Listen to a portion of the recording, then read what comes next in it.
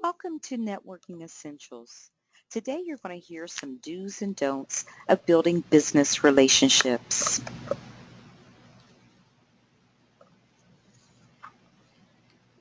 A little about myself. My name is Carmen Dandridge. I'm the Program Coordinator for Increase CDC. I hold a Bachelor of Science in Organizational Leadership and Applied Communications. I also hold an Associate of Arts degree in Communications. I have a lifetime certification in high-performance team training, consulting, and auditing. I have held a limited certification in Myers-Briggs Type Indicator, and my past roles where I have served in a leadership capacity have been as a supervisor and a senior secretary. I'm a writer. I love history and language. I'm also a dancer and an entrepreneur. Today's agenda will not include the control panel item that you're seeing. However, we'll jump right in with the definition of networking. Take a look at the concept as well as the value. We'll discuss introversion and extroversion and the roles that they play in networking. Take a look at some essentials as well as some no-nos. And lastly, we're going to look at that all-important elevator pitch to help you write your perfect one. And then, of course, we'll finish the webinar off with a Q&A.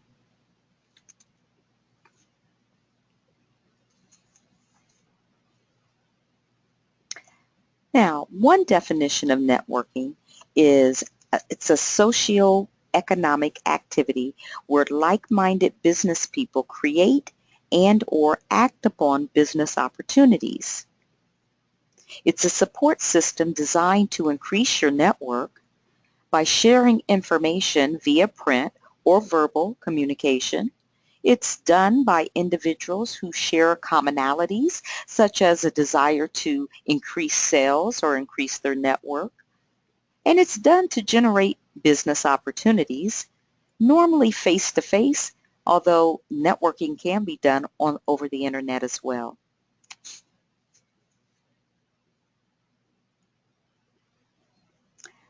What does this look like to you? I'll tell you what it looks like to me. It looks like a big mess, or in other words, chaos in the closet. By the same token, walking into a networking event can have the same effect.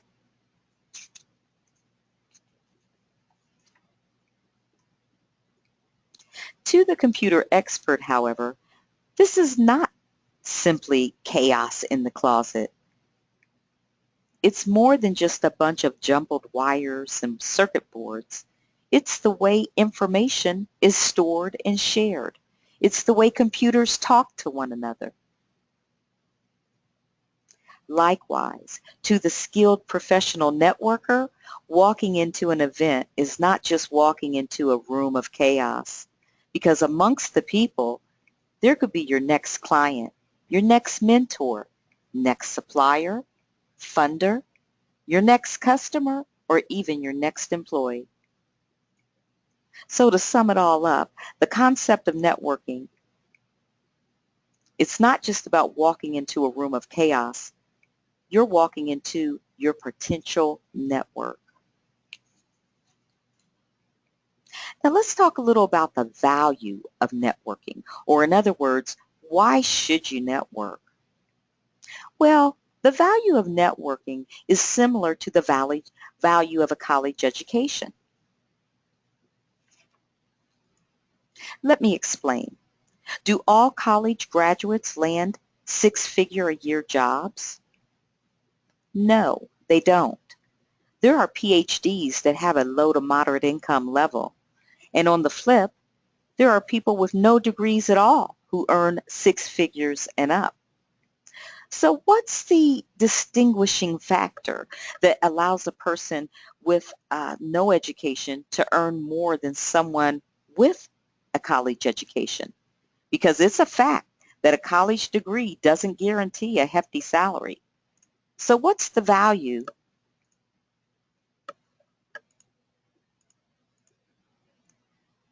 of a college education then? Well, for starters, earning a degree increases your knowledge and gives you credentials and skills in a given area. But the intrinsic value of going to college really is the network of people that you build or get to know during your time there.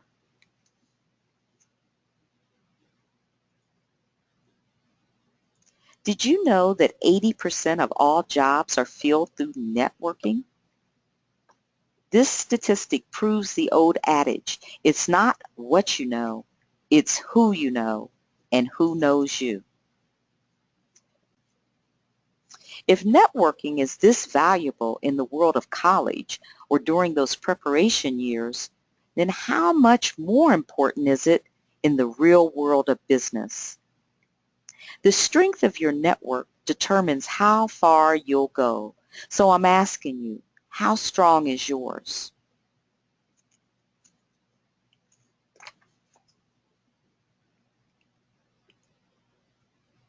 Now, let's talk a little bit about introversion and extroversion and the role they play in networking.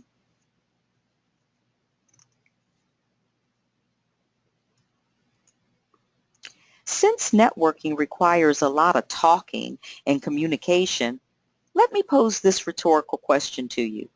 Are extroverts better at networking than introverts, since extroverts are known for talking? Well, the answer may surprise you. Before revealing the answer, let's look at the introversion and extroversion in proper context, according to the psychological theorists who coined the terms. These two words don't just mean people who talk a lot and people who don't. Isabel Myers and her mother, Catherine Briggs, shared a vision. They wanted to enable individuals to grow through an understanding and appreciation of individual differences in healthy personalities and to enhance harmony and productivity in diverse groups.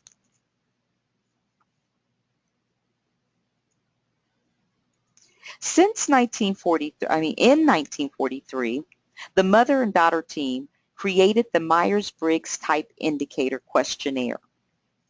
This questionnaire looked at a person's personality in terms of what their preferences were. It was meant to increase understanding among people and improve work relationships. It's estimated that 50 million people have taken the Myers-Briggs Type Indicator, and currently 2 million a year take it. The questionnaire has been translated into 16 languages, and it is a very powerful tool to use in marital counseling and work environments.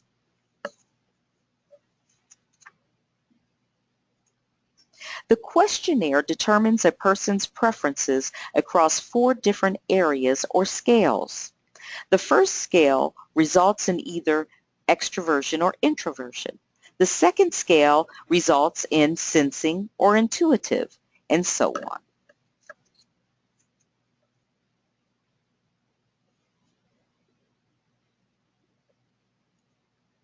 As stated, these 4 scales determine a person's preferences on the following. The first scale looks at a person's preference for gaining energy. The second scale looks at preference for receiving information. The third scale looks at how a person prefers to make decisions. And the last scale looks at the preference for life structure.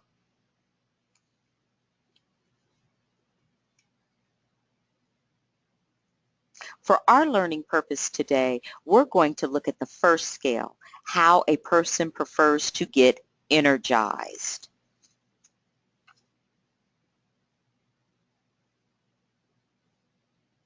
Statistics show that 65% of the world's population prefer to get energized by things that are external. whereas 35% have a preference to gain their energy from a more internalized world.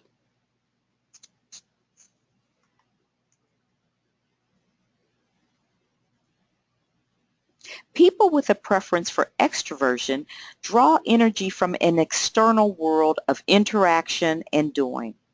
They tend to act first, then reflect, and then act further. They prefer to communicate by talking. They're often considered good talkers. Inactivity, thought, and reflection tends to lead to a decline in energy and motivation, requiring interaction with people and things to recharge. You might like to think of people who have a preference for extroversion like solar panels. They soak up energy from the outside world. People with a preference for introversion draw energy from an internal world of thought and reflection. They tend to reflect, then act, then reflect further. They also prefer to communicate in writing.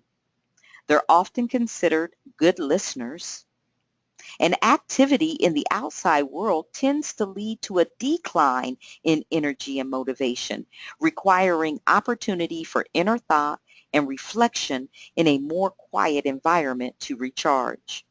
You might like to think of people who have a preference for introversion like rechargeable batteries, plugging themselves in when they're drained.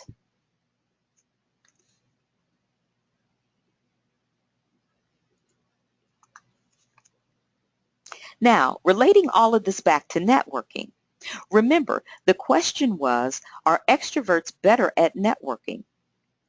No, not necessarily, and that is a fallacy to think so. Remember, extroverts are generally better talkers, whereas introverts are generally better listeners. Networking requires both listening and talking. The only real difference between the two is extroverts may gain energy from a networking event and introverts may feel drained after one of them.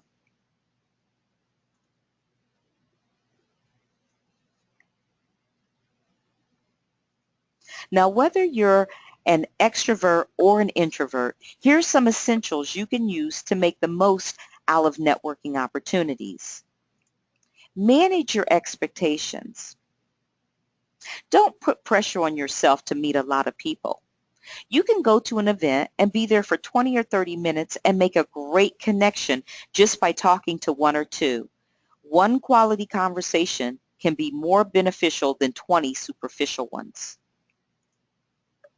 Conduct research. Find out who will be at the event and research them or research the people you want to meet by looking them up on Google or LinkedIn. Come up with a few questions as icebreakers.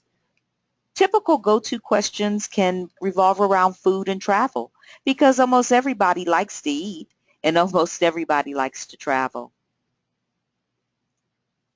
Set a time limit. You don't have to stay for the entire event. Tell yourself you'll just hang out for an hour or so. The point is to take the pressure off yourself and just show up. When you show up, you're setting yourself up for success because you never know who you're going to meet, who you're going to run into, and how it could help you build your professional or personal life. Ask for an introduction. Find someone who knows everyone and ask that person, maybe the individual hosting the event, to connect you with whomever it is you want to meet. When you ask someone to introduce you, it holds a lot more weight than going up to someone and introducing yourself because the person you're being introduced to sees you in a different light if somebody of importance or someone in authority is bringing you up to them. Put yourself in another person's shoes and listen with the goal of learning something.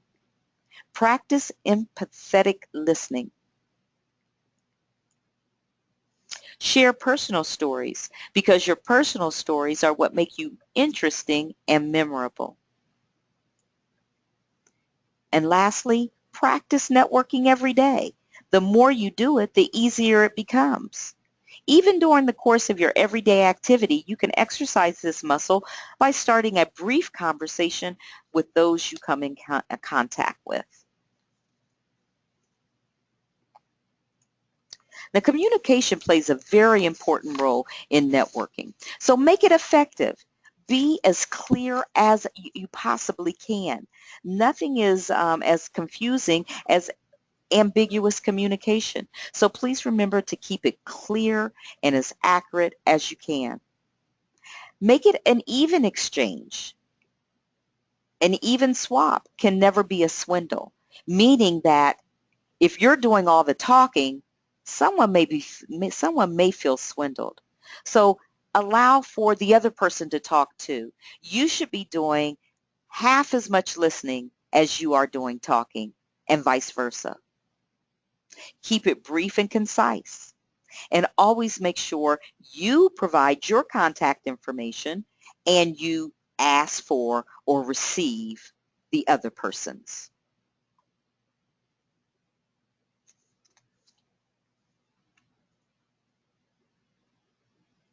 Make sure to follow up. Utilize and update your contact list. Check your motives. There's no bad time to connect with people who you want to build a relationship with, but contacting people only when you want a favor is definitely inappropriate and will send the message that you're a user. To rekindle a relationship, send a note to let the person know that you're thinking of them. Although no special reason is required to keep in touch, a congratulatory email, a thank you note, a birthday or holiday wish, or an article that may be of interest are good ways to build relationships.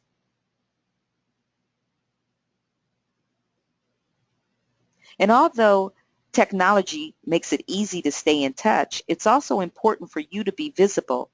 Therefore, don't rule out attending traditional networking events where you can meet like-minded people. This means attending events that not only are within your work field, but also events within your other areas of interest. Lastly, remember to let technology work for you. Use your electronic calendar to schedule appointments and meetings, and also use that reminder feature so you don't miss or forget them.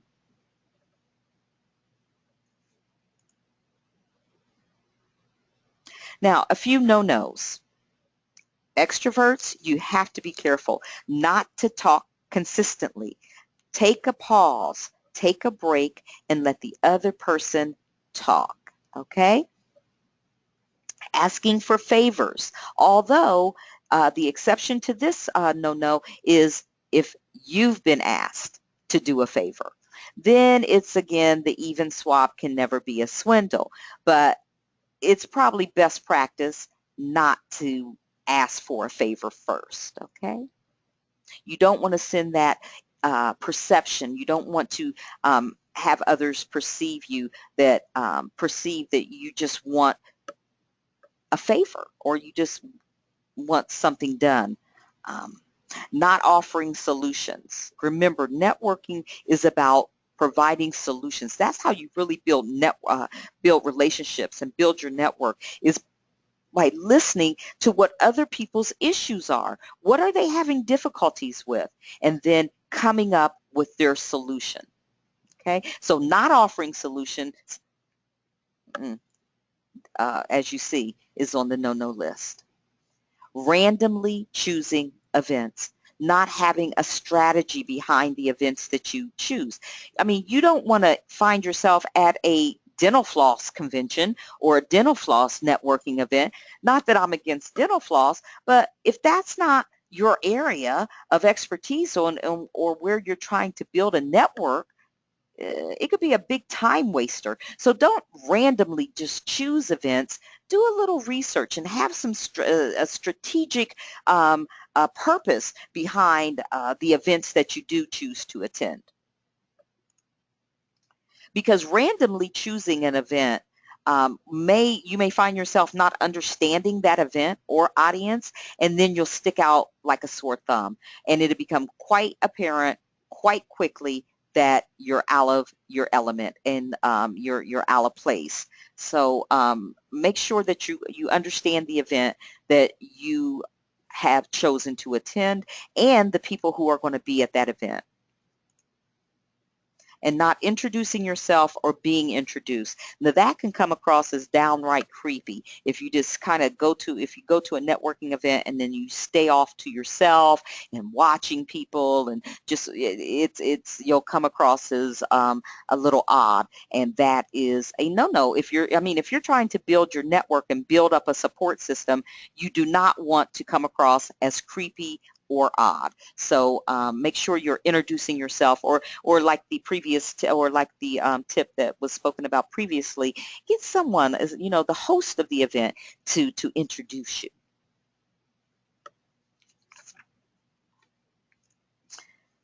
More no-nos include not providing contact information. If you're providing a solution to someone and not giving them a way to contact you, guess what? You've just created another problem for them. So you can definitely and easily solve the problem of them not knowing who to contact by giving them your business card or some sort of information how they can get a hold of you. Now, on the other extreme, you don't want to provide too much information. That is a big turnoff, and as you can see, has made the no-no list. Not having a plan is, you come across as just that, someone who doesn't have a plan. That does not help your credibility, your professional image. So have a plan. Don't just randomly, pick an event and then randomly walk in without some sort of plan of how you're going to work that room. Now, focusing only on your needs, that is a big no-no, because again, you come off as a user.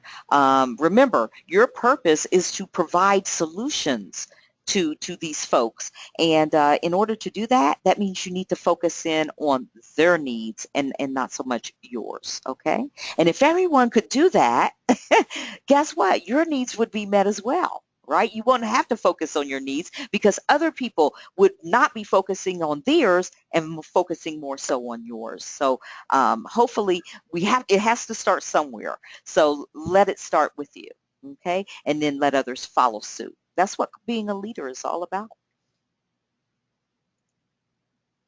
Keeping poor records. This is a definite no-no. Say, for instance, you go to a networking event, you meet someone who has the ideal solution to your issue that you're having in your business, but you can't remember what you've done with their contact information. You can't find that business card.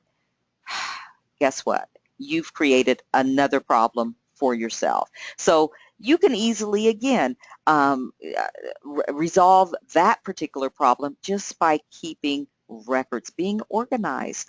Use a Rolodex. Use all of these electronic features now that we have. Phone, contact list on Outlook and different software applications. But take advantage of that. So they're great organizers. And you really don't have to be a fast typist to type in somebody's name and phone number and email address. So, you can keep good records, organized records of your contacts just by using the features that are on Outlook and such. Now, you never want to share your contacts' private information. That is a breach of etiquette, and it just really speaks to ethics. It also speaks, to the golden rule. Would you really want someone to do that with your private information? Chances are you're shaking your head saying, no, I wouldn't. So if you would not want that done to your if you do not want your private information shared amongst the masses, believe me, it's the same. Just, don't do it to others. And lastly, pestering pestering your contacts. You don't want to be the one who always gets, sent to voicemail because no one's picking up your calls. Don't become a pest, okay? Um, Reach out to your contacts and, strategically, yes. Infrequently, yes. And when you do, it never hurts to have a compliment or something akin to a gift. I believe I said earlier, like you could, say, hey, I found this article and remembered that you had an interest in this area. Thought you'd find this an interesting read. That, reach out by giving something. It's really, I told you I was a history person. See, the Greeks, they started that whole gift giving thing. And if you read the classics, you always find that when the Greeks went anywhere, they took gifts, and that's how the whole gift giving thing started, was with them, because they knew that giving a gift would gain you hospitality, and back in those days it could even save your life. So even though we've evolved from the Greek classical age of, it's still always a good idea to open up with a gift of sorts.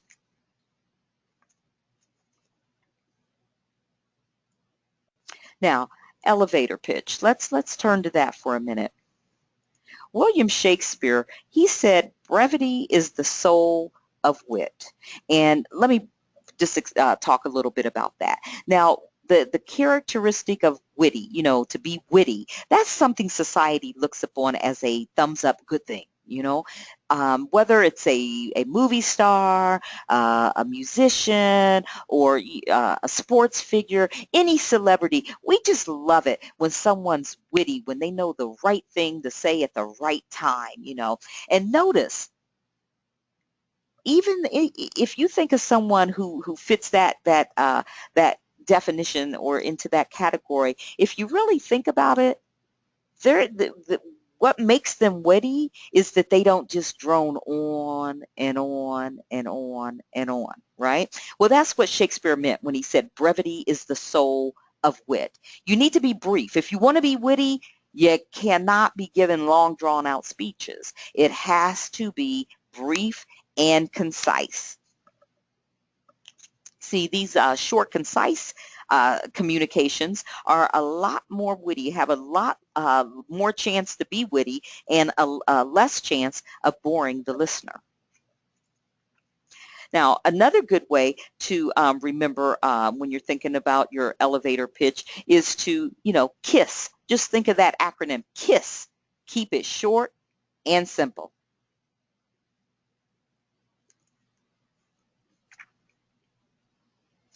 Okay, here's a great a brainstorm exercise. Before working on your elevator pitch, if you've never written one before, you've never developed one, begin with describing your business in 5 words. Okay, for example, with Increase CDC, increasing your business through education. Bam, 5 words, very brief and somewhat witty, if I may say so. But yes, keep in mind that this is a great way to get your creative juices flowing when you're about to write your elevator pitch. A good elevator pitch should encompass who, which would be your name and your company. What is the problem or the issue at hand? How? That is the solution part. How can you solve that problem or issue? And then your closing, which could include your tagline and your contact information. Now I'd like to show you mine, for example. Hi, I'm Carmen Dandridge. I work for Increase CDC. That's the who. Did you know over 50% of small businesses fail because of lack of knowledge, capital, and customers? That's the what, or the problem, or the issue. Increase CDC helps entrepreneurs by providing business education, loans, and networking events. That's how we solve the problem. Remember, Increase CDC is here to help you with your business. Here's my card. Please call me when you're ready to increase your business. That's the closing. As you can see, that was very short, that was very concise, and it hit every area it needed to hit. Okay?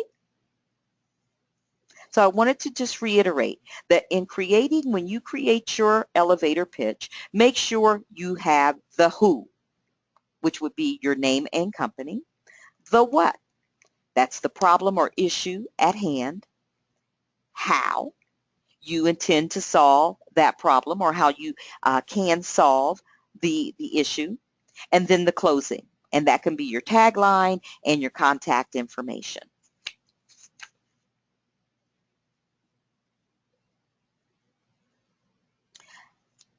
Now, if you have any questions, please feel free to email them to me at that email address that you're seeing on the screen. That's cdandridge@increasecdc.org. I'll be happy to address any questions you may have. And if I don't know straight off the bat, I will enjoy looking it up and doing some research so I can get you that answer. So I hope you enjoyed. This is all I have, all of the information I have for you today. I hope you enjoyed the webinar. I hope that you have gained some information that will be helpful for you to attend your next networking event. Remember, Increase CDC is here to help you, and we're ready to help you increase your business. Thank you and have a great day. And remember, keep increasing.